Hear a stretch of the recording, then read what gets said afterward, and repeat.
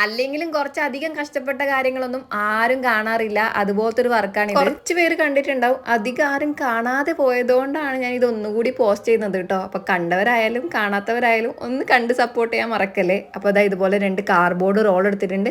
ചെറുതും വലിയ സൈസാണ് എടുത്തിട്ടുള്ളത്. ഇനി ഒരേ സൈസിലുള്ള കുറച്ച് കാർഡ്ബോർഡ് റൗണ്ട് ഷേപ്പും കൂടി കട്ട് ചെയ്തെടുത്തിട്ടുണ്ട്. ഞാനിവിടെ 4 പീസാണ് ഒരുമിച്ച് ഒട്ടിച്ചു കൊടുക്കുന്നത്. കട്ടി കൂടുതലുള്ള കാർഡ്ബോർഡ് ആണെങ്കിൽ അതിന്റെ എണ്ണം കുറക്കാട്ടോ.